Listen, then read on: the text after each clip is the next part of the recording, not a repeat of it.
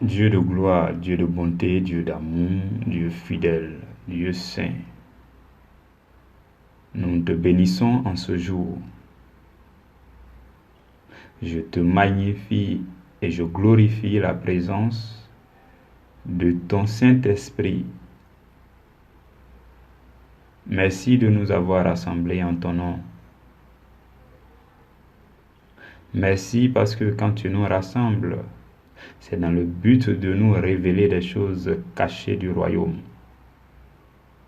afin de réjouir nos cœurs, afin de nous donner la force nécessaire pour aller de l'avant. Seigneur, je voudrais m'abandonner à toi et te prêter seulement ma voix, afin que par ton esprit, tu fasses véhiculer ton message. Roi de gloire, enseigne nos cœurs. Enseigne-nous sur des choses dont nous avons besoin et que tu sais que nous avons besoin. Guide nos pas. Apporte-nous la lumière nécessaire pour avancer dans la vie et pour avancer selon toi et sur le chemin que tu as tracé pour chacun de nous. Je te recommande nos cœurs, je te recommande tous les cœurs qui écoutent ou écouteront ce message. Je prie que ta parole accomplisse son action dans le cœur de tous ceux qui écoutent. Par le nom de Jésus. Amen. Frères bien-aimés du Seigneur, aujourd'hui nous avons à méditer un autre sous-thème, toujours relativement à notre sujet général qui est la foi. Le sous-thème d'aujourd'hui, c'est le précieux rôle du temps dans l'attente de l'exaucement. C'est-à-dire que vous avez demandé quelque chose à Dieu. Il y a quelque chose que vous espérez obtenir de Dieu. Et le temps passe. Il y a beaucoup qui estiment que ce temps qui passe est du temps inutile. Ils estiment que ce temps qui passe là ne devrait pas et que Dieu devait intervenir immédiatement. C'est pourquoi nous allons prendre donc aujourd'hui pour parler du précieux rôle du temps, pour que vous sachiez comment valoriser le temps, pour que vous sachiez ce que Dieu pense du temps, ce que Dieu veut que vous fassiez pendant ce temps.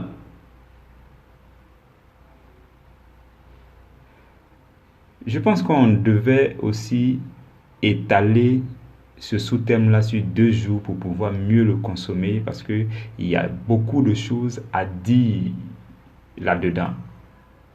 Mais malheureusement, nous l'avons déjà programmé ce jour seulement et nous allons y aller rapidement dans le vif du sujet.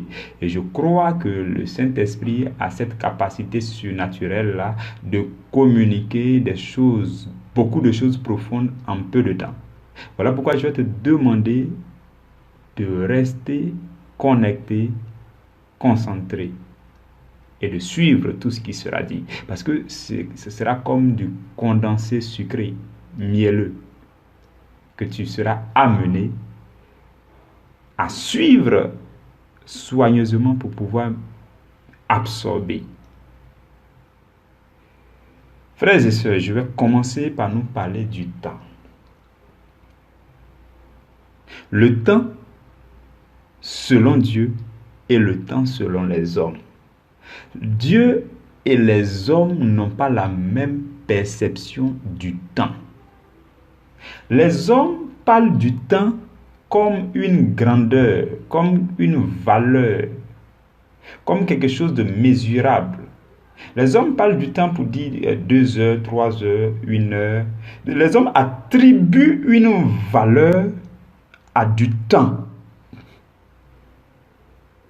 Ça, c'est la perception que les hommes ont du temps. Ce n'est pas du tout la même perception que Dieu a du temps. Je vais vous expliquer quelque chose. Remarquez dès le commencement. Dans la Genèse, lorsque Dieu a fait l'œuvre de la création, la première fois que la notion du temps a été évoquée, c'est lorsque Dieu a dit, il y eut un soir et il y eut un matin, et ce fut le premier jour.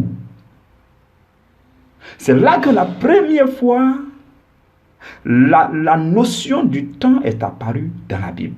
Il y eut un soir, il y eut un matin, ce fut le premier jour. Et de la façon dont Dieu conçoit le temps est toujours rattaché à un événement. Contrairement aux hommes qui donnent une valeur au temps, qui quantifient le temps, qui donnent une mesure au temps, Dieu rattache toujours un événement au temps. Le temps mesurable, quantifiable n'est pas important pour Dieu. Ce qui est important pour Dieu, c'est l'événement qui est attaché au temps. Donc quand il a créé, l'événement c'était quoi? Il a créé telle chose. Et après on dit, il y a eu un soir, il y a eu un matin, et ce fut le premier jour, ce fut le deuxième jour, ce fut le troisième jour. S'il n'y avait pas d'événement, s'il n'y avait pas d'action, Dieu ne parlerait pas du temps. Donc devant Dieu, chaque temps, le temps est rattaché à un événement bien donné. C'est quand il finit d'accomplir l'événement qu'il parle du temps de l'événement. Donc, comme dans toute la Bible, lorsque la Bible parle du temps, il y a toujours un événement qui est rattaché, un événement qui a été accompli, et donc qui est l'événement, qui est le repère de ce temps. Et donc, quand Dieu va parler du premier jour, du deuxième jour, du troisième jour, du septième jour, c'est après que les hommes vont remarquer que, en fait, un jour là peut se subdiviser en 24 heures. Ensuite, 24 heures peut se subdiviser. C'est des hommes qui ont donné des valeurs à du temps. La perception des hommes par rapport au temps, c'est une grandeur, une valeur qu'ils donnent. Mais Dieu rattache toujours un événement à du temps. Cela veut dire que ce qui est important devant Dieu, c'est que vous devez accomplir quelque chose. Par exemple, il n'y a pas un temps précis pour que quelqu'un s'engage dans l'œuvre de Dieu. Il n'y a pas un temps précis pour que quelqu'un se convertisse au Seigneur. J'entends des gens dire non, ce n'est pas encore le temps de me convertir ou bien de m'engager dans l'œuvre de Dieu. Ça, c'est purement une conception humaine. Selon Dieu, il n'y a que des choses à faire pour parler du temps. Si vous faites en un seul jour ce qu'il faut faire pour être engagé dans le Seigneur, vous êtes engagé. Dieu ne va pas attendre 10 jours, 20 jours, 1 mois, 2 semaines. Ces valeurs-là ne sont rien pour Dieu. Ce que Dieu regarde, c'est l'événement, c'est ce qui doit être accompli, c'est l'action qui doit être accomplie. Si vous faites ce qu'il est nécessaire de faire pour pouvoir accepter Jésus aujourd'hui, vous l'acceptez aujourd'hui. Il y a des non-convertis qui, le même jour, acceptent Jésus. Par contre, il y a d'autres, il faut leur parler de Jésus tout le temps avant qu'ils commencent à accepter Jésus. Donc, si vous mettez du temps à accomplir l'action que Dieu attend de vous, c'est la même chose que quelqu'un qui met moins de temps pour accomplir l'action. Devant Dieu, c'est le même résultat. Ce que Dieu regarde, c'est l'événement, c'est ce que vous accomplissez. Frères et sœurs dans le Seigneur, hier et avant-hier, nous avons parlé des 4 choses qui font intervenir Dieu dans notre vie. Je vous ai expliqué le concept du temps pour que vous sachiez que chacune des 4 choses que nous avons vues peut prendre un certain temps. Et ça ne prendra que ce temps-là que si vous le voulez. Si vous voulez que ça prenne du temps, ça va prendre ce temps. Si vous voulez que ça prenne longtemps, ça prendra ce temps. Si vous voulez que ça prenne un temps court, ça prendra un temps court. Pourvu que vous accomplissiez ce que Dieu veut que vous accomplissiez. Je vous le dis et vous allez remarquer qu'il y a des personnes, leur foi est vraiment agissante. C'est-à-dire qu'eux, ils croient en quelque chose, ils demandent à Dieu, ils font efficacement ce que Dieu veut qu'ils fassent, ils suivent efficacement et rapidement les 4 étapes et Dieu intervient rapidement. Par contre, il y a d'autres, ils font lentement et lentement et lentement les actions qu'il faut faire durant les 4 étapes et aussi Dieu intervient lentement. Donc, il faut qu'on apprécie ce temps. Et ce temps-là a du rôle. Voilà pourquoi nous allons lire quelques passages bibliques. Nous allons lire quelques passages bibliques. Nous allons lire d'abord 2 Pierre chapitre 3 verset 9. 2 Pierre chapitre 3 verset 9 nous dit que le Seigneur ne tarde pas dans l'accomplissement de la promesse, comme quelques-uns le croient. Mais il use de patience envers vous, ne voulant pas qu'aucun périsse, mais voulant que tous arrivent à la repentance. Frères et sœurs, voici ce que nous dit la parole de Dieu. La parole de Dieu dit que Dieu n'est jamais en retard. Dieu peut venir tard. Il y a un homme de Dieu qui a dit, Dieu peut venir tard, mais Dieu n'est jamais en retard. Et celui qui retarde Dieu, c'est vous et c'est moi. C'est nous qui retardons Dieu. Dieu n'est jamais en retard, mais il arrive que Dieu arrive tard parce que nous avons permis qu'il arrive tard, parce que nous n'avons pas fait ce qu'il faut faire dans le temps pour que Dieu arrive à temps. Donc Dieu ne tarde jamais dans l'accomplissement de ses promesses, comme le pensent quelques-uns, selon le verset que nous avons dit.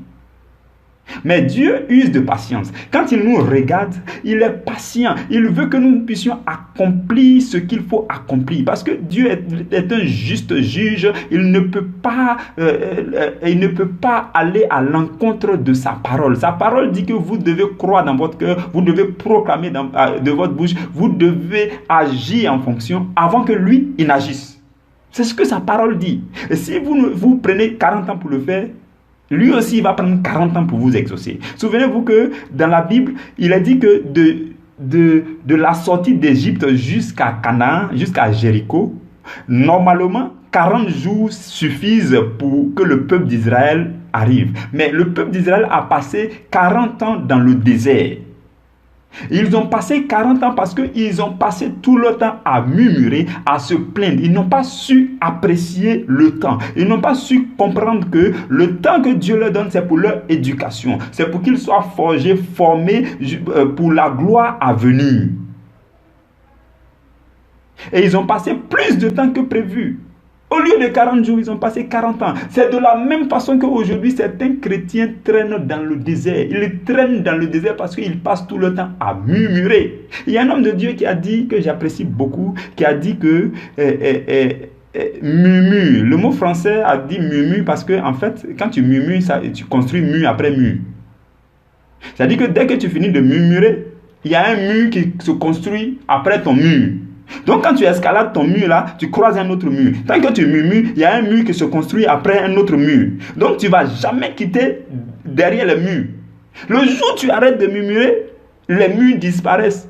Donc murmurer, c'est construire mur après mur. Et donc c'est demeurer toujours dans la situation. C'est traîner dans le désert.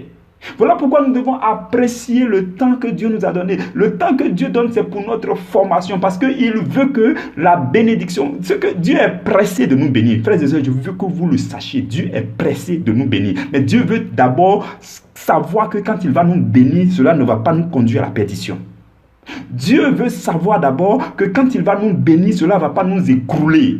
Et laissez-moi vous dire que Dieu nous donne toujours au-delà, infiniment au-delà de ce que nous pouvons penser et imaginer.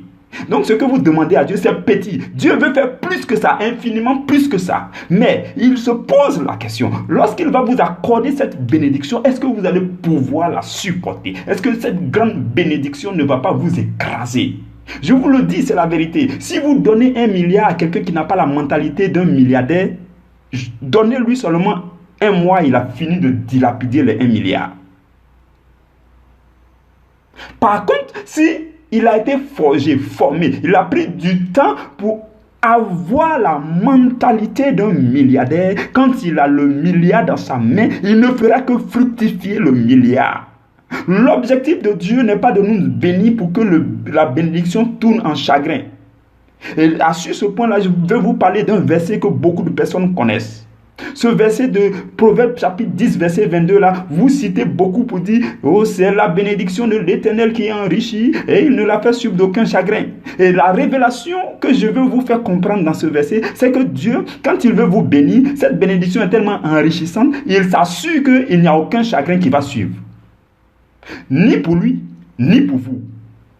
Dieu ne veut pas vous bénir et puis après il va vous voir en train de vous perdre, en train de vous égarer, en train de tomber dans l'orgueil, en train de faire d'autres choses. Donc il va peser votre cœur, il va peser vos actions, il va peser vos propos, il va analyser votre fidélité, il va voir combien de fois vous êtes attaché à sa parole de façon sincère avant de vous accorder cette bénédiction. Parce que s'il vous accorde la bénédiction, ça va tourner mal. Ça va vous conduire, la bénédiction va vous écraser et ça sera du chagrin pour Dieu lui-même. Il va regretter de vous avoir béni. Il va regretter de vous avoir accordé une bénédiction qui est plus grande que votre attitude. Donc, la bénédiction de Dieu, c'est ce qui enrichit. Mais Dieu veille à ce que cette bénédiction ne soit suivie d'aucun chagrin, ni pour lui, ni pour vous. C'est comme ça qu'il faut comprendre ce verset de Proverbes chapitre 10, verset 22. Je vous laisse méditer encore sur ce verset. Mais Dieu ne bénit jamais quelqu'un tant qu'il n'est pas sûr que la bénédiction va le faire prospérer. Tant qu'il n'est pas sûr qu'il va faire quelque chose de bon avec la bénédiction. Tant qu'il n'est pas sûr que la bénédiction va continuer à le conduire au royaume des cieux. Si Dieu sait, si Dieu détecte dans votre cœur, dans vos attitudes, que la bénédiction va vous conduire en enfer, il ne vous accordera jamais la bénédiction. Ça, je veux que vous compreniez Dieu de cette façon. C'est comme ça qu'il est. Il n'accorde jamais une bénédiction qui va perdre un de ses enfants. C'est pourquoi la Bible dit qu'il est patient jusqu'à ce que tous parviennent à la repentance, jusqu'à ce que ton cœur soit sincère devant Dieu. Et c'est pourquoi ces choses-là, nous les enseignons pour que vous le sachiez, afin que vous ne soyez pas frustrés et que vous ne dites pas que non, j'ai prié longtemps, donc Dieu ne m'a pas accordé ce que j'ai demandé, Dieu n'existe pas, ceci, cela. Je veux que vous suiviez pour comprendre ces choses-là. Quand vous êtes enseigné sur ces choses, vous savez ce qu'il faut faire pour que Dieu vous bénisse d'une grande bénédiction que vous allez supporter jusqu'au royaume des cieux. Même parmi les hommes, je vous donne un exemple que j'aime à donner. Même parmi nous les hommes, si vous êtes un parent d'un petit garçon qui a 11 ans et que vous l'aimez vraiment comme Dieu nous aime, et parce que vous l'aimez, le petit garçon vient vous dire, oh papa, maman, j'ai besoin de ton véhicule, je veux aller dans tel endroit. Et comme vous l'aimez, vous lui donnez la clé du véhicule. Si vous le faites, vous êtes un mauvais parent. Par contre, si vous êtes un bon parent, vous allez lui dire, oh mon fils, je t'aime bien, mais je ne peux pas te donner la clé. Je suis désolé. Ce que tu demandes là, c'est vrai que je t'ai vu prier jour et nuit. Tu me le demandes tout le temps, mais je ne peux pas te l'accorder maintenant. Il te faut du temps. Le temps qu'il te faut, c'est qu'il faut attendre d'atteindre l'âge de 18 ans pour que tu passes ton permis de conduire. Et alors, on va aller tous ensemble faire ce qu'on appelle l'autorisation parentale. Et après tout cela, je vais te remettre la clé. Donc, il y a du temps à attendre. Et il y a des actions à mener durant ce temps. Si le petit garçon ne veut pas faire tout ça, il ne veut pas attendre, il ne veut pas mener toutes ces actions, s'il veut qu'il prenne tous les papas du quartier, qu'ils viennent se mettre à genoux, s'il veut qu'il donne l'intention de prier là à tous les bergers du monde entier, et que tous ils se mettent à genoux jour et nuit. Suivez-moi bien, je vous parle en même temps que je prends l'exemple. Donc s'il veut qu'il prie, qu'il donne l'intention de prier à tous les pasteurs, tous les prêtres, tous les bergers du monde entier, qu'ils se mettent à genoux, qu'ils prient, pour que son papa lui donne cette clé pour conduire le véhicule. Il ne va pas donner parce que son papa l'aime. Et son papa ne donne pas la clé, pas parce que son papa est méchant, pas parce que son papa n'existe pas, pas parce que son papa est mauvais, mais parce que son papa l'aime. Et il souffre atrocement, il prie, il fait des jeûnes, des neuvaines, des quoi. Il fait tout ça il n'aura jamais l'exaucement. Son papa ne lui donnera jamais cette clé s'il veut qu'il prie avec tout le monde entier. Parce que son papa l'aime. Et parce que son papa l'aime, son papa veut qu'il apprécie le temps qui est devant lui. Son papa veut qu'il soit patient. Son papa veut qu'il fasse ce qu'il faut faire et alors son papa va lui remettre. Son papa est pressé de lui remettre la clé. Son papa veut même lui acheter un véhicule. Son papa dit, mais ce que tu me demandes, c'est la clé de ma propre voiture. Mais ma propre voiture n'est pas ta voiture en tant que telle, mais je veux que tu te sentes à l'aise. Mais si tu accomplis toutes les actions qu'il faut accomplir, je vais t'acheter un véhicule, deux véhicules. Tout ce que tu veux, je vais acheter pour toi et tu vas rouler dans ces véhicules. En fait, c'est comme ça, frères et sœurs, que Dieu fonctionne avec nous. Je veux que vous compreniez la pensée de Dieu dans chaque situation. C'est comme ça que Dieu fonctionne. Voilà pourquoi nous allons lire un deuxième passage. Nous allons lire 1 Pierre, chapitre 1. Le verset 7 dit, nous allons commencer au verset 5, qui dit, à vous qui par la puissance de Dieu êtes gardés par la foi pour le salut prêt à être révélé dans les derniers temps. C'est là ce qui fait votre joie, quoique maintenant, puisqu'il le faut, vous soyez attristés pour un peu de temps, par diverses épreuves. Et le verset 7 qui nous intéresse dit, afin que l'épreuve de votre foi, plus précieuse que l'or périssable, qui cependant est éprouvé par le feu, ait pour résultat la louange, la gloire et l'honneur lorsque Jésus-Christ apparaîtra.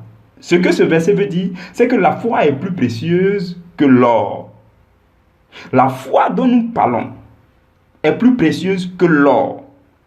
Et la Bible dit que l'or, qui est moins précieux que la foi, est éprouvé dans le feu. Pour voir la qualité de l'or, pour voir que l'or est de qualité, c'est dans le feu ardent, chauffé, dans un four ardent que l'or est éprouvé. Frères et sœurs, l'or est moins précieux que la foi. Si l'or est éprouvé de cette façon, attendez-vous à ce que votre foi soit éprouvée dans les épreuves de la vie. Les épreuves de la foi. Dieu va vous envoyer des situations pour tester votre foi. Pour tester votre foi, je vous le dis. Et cela peut prendre le temps que ça peut prendre. Et ce que je nous demande en ce jour par le Saint-Esprit, c'est que nous puissions apprécier ce temps pour ne pas que nous puissions demeurer dans ces épreuves toute notre vie. Il y a des gens qui vivent dans la lutte toute leur vie. Ils n'ont jamais su apprécier le temps que Dieu leur donne. Dieu nous donne le temps pour nous forger, pour nous former, pour nous préparer à accueillir une grande bénédiction. Mais si nous n'apprécions pas ce temps, cette bénédiction ne viendra jamais parce que Dieu n'est pas un mauvais père pour nous donner des mauvaises choses. Il est un bon père. C'est lui qui a dit. Et par la bouche de Jésus-Christ, il dit, si vous qui êtes si mauvais sur la terre, vous savez donner de bonnes choses à vos enfants, à combien plus le Père Céleste ne donnera pas de bonnes choses à ceux qui le lui demandent. Dieu donne toujours de bonnes choses à ceux qui demandent. Et quand ils demandent, ils doivent faire ce qu'il faut faire. Ils doivent être éprouvés. Leur foi sera éprouvée. La foi dans leur cœur, la foi selon ce qu'ils disent, la foi selon comment ils agissent. Tout cela sera éprouvé avant que la grâce de Dieu vienne à vous. Donc le temps qui passe, appréciez ce temps.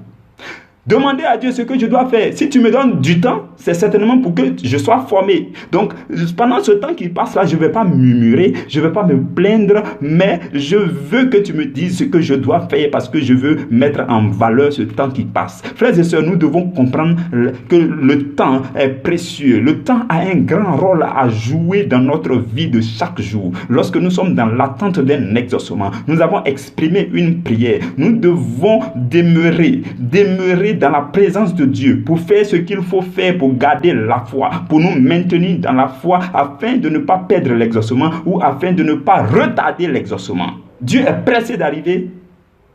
Ne le retardons pas. Il est pressé d'arriver, ne le retardons pas, frères et sœurs. Ne retardons pas Dieu. Il est pressé de nous bénir. Dieu est pressé de nous bénir. Voilà pourquoi nous devons faire ce qu'il faut faire pour que cette bénédiction arrive. Et dans le livre de Jacques au chapitre 1, à partir du verset 2 La Bible dit, mes frères, regardez comme un sujet de joie complète les diverses épreuves auxquelles vous pouvez être exposés, sachant que l'épreuve de votre foi produit la patience. Mais il faut que la patience accomplisse parfaitement son œuvre, afin que vous soyez parfaits et accomplis, sans faillir en rien. Dieu veut que nous soyons parfaits et accomplis. Dieu veut que tu sois accompli, tu sois mature pour supporter la grande bénédiction qui arrive sur ta vie. Dieu veut que tu acceptes d'être formé et forgé. Dieu veut que tu parviennes à la maturité, à la stature parfaite de Christ, pour que tu puisses vivre pleinement et profiter de la bénédiction que tu lui demandes.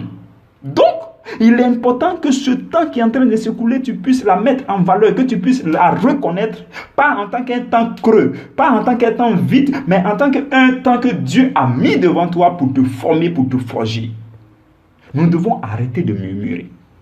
Je nous le dis, ces choses-là, nous devons les enseigner. Vous savez, il y a des versets bibliques que des gens évitent. Mais non, il faut que nous puissions affronter ces versets. Je dis affronter parce qu'il ne faut pas qu'on les évite. Il faut que nous puissions accepter ces versets. Il faut que nous puissions les méditer dans la profondeur. Et il faut que nous puissions prendre ces versets-là, que nous puissions les épouser, qu'il faut que nous puissions les pratiquer. La parole de Dieu doit être appliquée pleinement. C'est pourquoi nous enseignons sur ces versets-là. Par exemple, quand on enseigne quand tu pries, le temps qui passe. Non, moi je ne suis pas là pour vous dire, quand vous priez, croisez les bras et attendez. Non, ça c'est l'espérance. L'espérance n'a rien à voir avec la foi. L'espérance dit, j'ai prié, je sais que ça va venir si Dieu le veut. Non, la foi dit, j'ai prié, je sais que Dieu a fait. Et si ça tarde, ça veut certainement dire que Dieu veut que j'accomplisse quelque chose. Donc, je me mets à la tâche, je fais ce que Dieu veut que je fasse pour accélérer l'exaucement. C'est ce que je nous dis. Je ne nous demande pas de croiser les bras et d'attendre. Non. Quand vous demandez quelque chose à Dieu, dites à Dieu, qu'est-ce que je dois faire jusqu'à l'exaucement? Avant que l'exaucement arrive, certainement qu'il y a des choses que je dois accomplir. Certainement que tu veux me former. Certainement que tu veux que je me répande. Certainement que tu veux que je laisse quelques péchés que ce soit. Certainement que tu veux que je coupe le lien avec tel péché. Frères et sœurs, Dieu nous veut saints, matures et parfaits. Dieu nous veut vivre une vie de sanctification. Mais à cause des plaisirs de ce monde-là, nous ne pouvons pas y arriver. Et à cause de ces liens avec le péché, la bénédiction ne peut pas venir pleinement. Et c'est grave, après nous nous plaignons. Et il y a beaucoup de chrétiens qui sont frustrés quand ils ne voient rien comme exaucement. Dieu est un juste juge. Il est le juste juge. Il fait des choses selon sa parole. Voilà pourquoi nous devons découvrir sa parole. Nous devons découvrir, aller en profondeur de sa parole. Savoir ce que Dieu est, ce que Dieu pense, pour que nous puissions comprendre comment Dieu agit. Et quand une bénédiction tarde, nous puissions savoir ce qu'il faut faire durant le temps qui s'écoule. C'est cela, frères et sœurs.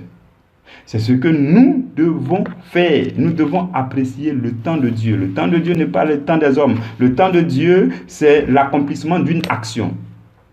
Le temps de Dieu, c'est un événement à accomplir selon lui. Le temps de Dieu, c'est qu'il faut faire quelque chose pour que ce que tu as demandé là te soit accordé.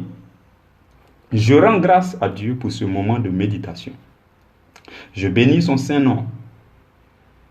Je prie que le Saint-Esprit vous fortifie et qu'il vous aide à aller en profondeur de tout ce qui a été dit et que vous puissiez comprendre ce que Dieu pense dans chaque situation et que vous puissiez faire ce que Dieu veut que vous fassiez pour ce temps qui passe. C'est vous seul qui pouvez accélérer la main de Dieu. Dieu est pressé de vous bénir. Et Dieu n'est jamais en retard, mais c'est nous qui le retardons. Il peut arriver tard, mais il n'est jamais en retard. Et s'il arrive tard, c'est que c'est nous qui l'avons retardé. Voilà pourquoi nous devons faire les actions qu'il faut faire. Nous devons faire ce qu'il faut faire. Nous devons faire notre part de responsabilité. Dans ce contrat-là, dans cette alliance, il faut que nous fassions notre part. Il faut que nous puissions assurer notre part de responsabilité pour que Dieu soit engagé à intervenir. Je bénis le nom de Dieu pour vos vies. Je lui rends grâce parce que vous êtes bénis. Ces choses que nous entendons, ce sont des choses qui doivent nous aider à nous engager résolument derrière le Seigneur pour dire, Seigneur, c'est toi que je désire, je ne désire que ta présence. Je suis convaincu d'une seule chose, c'est que si je fais seulement ce que tu veux, tu vas me bénir au-delà de ce que les hommes pensent. Matthieu chapitre 6, verset 33, que vous connaissez beaucoup, dit, cherchez premièrement le royaume des cieux et sa justice, et tout le reste vous viendra en surplus. Tout le reste, tout ce que vous demandez viendra. Si vous vous contentez de chercher la parole de Dieu, de chercher Dieu dans sa parole, dans la méditation. Et dans le livre de 1 Timothée, je crois, la Bible dit encore que la piété est source de gain. Mais c'est la piété avec contentement. C'est-à-dire que si tu te contentes d'être pieux, de chercher Dieu, Dieu te révèle de grandes choses. Et quand tu commences à déployer ces choses-là, le monde entier est étourdi. Les gens se disent, mais l'idée là lui vient d'où? En fait, ça te vient du Seigneur, parce que ce que l'homme n'a jamais vu, ce que les yeux n'ont jamais vu, ce que l'oreille n'a jamais entendu, ce qui n'est jamais monté au cœur de l'homme, c'est ce que Dieu te communique, parce que tu t'accroches à lui. Et quand Dieu te communique, le monde entier est ébahi. Et il se demande d'où te vient cette sagesse, comme il a été le cas pour Joseph, comme il a été le cas pour Daniel. Il en sera ton cas au nom puissant de Jésus-Christ de Nazareth. Que Dieu te bénisse. Nous nous retrouvons demain, dès la première heure, pour partager sur un autre sous-thème concernant la foi. Que Dieu te bénisse d'ici là.